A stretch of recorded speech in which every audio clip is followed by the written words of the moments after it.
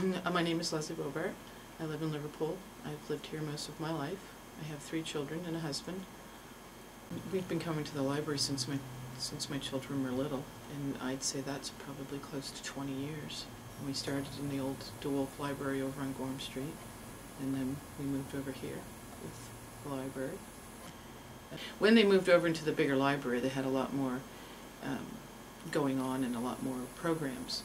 So the children, my second child and my youngest, were able to join up the summer reading. And my youngest still has all his posters on his walls from all the reading. They've won a few prizes over the years, and it kept them busy in the summer because, you know, every week they'd come in and bring their 25 books back that they read or whatever they read and get some more. I remember we bought our first computer. My son was only 11. We didn't know very much about them, so we came to the library and we got some consumer books and looked up what was available and what we should buy and read on it and bought a computer with what we, you know, read in the books. My husband and I are building a shed. We came to the library and got a book and built the shed out of a book. Computers are valuable to the community. There are a lot of people that don't have computers, a lot of children.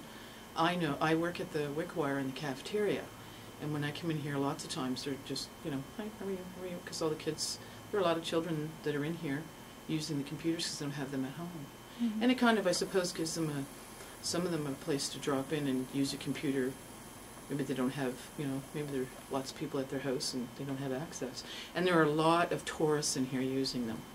And a lot of, not just tourists, there are other people I know that have homes here, and they're here more than just the tourist season.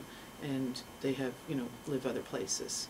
So that's a really valuable tool. Some of them just come in with their own computers. So.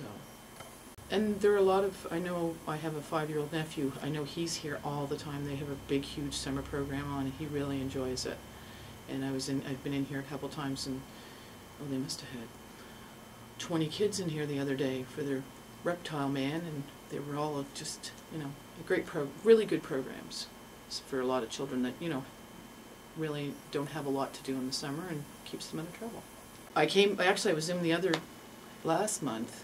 I bought a Kobo, and came in because there were a couple things I didn't understand about it, and there were some ladies here meeting. It was all ladies, actually. It was funny, and they all had, well, everybody had something different. One had a playbook, I had a Kobo, one had the other model of a Kobo. I forget, what was the other thing they had?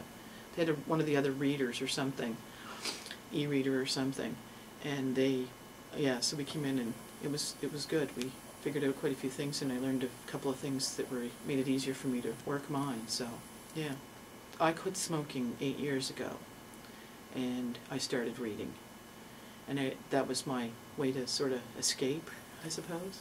And I've read completely through authors, and I go online and reorder books. I've interlibrary loaned books. We've used most all the services that they offer that way.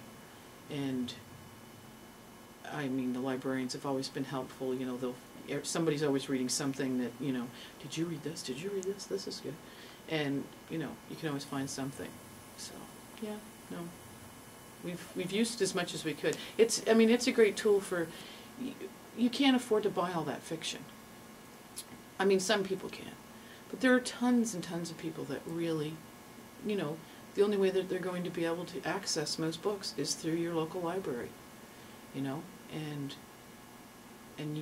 if you can read, you can do anything, you know, really, you can, and it would be great if more people realized what is here and what they can do.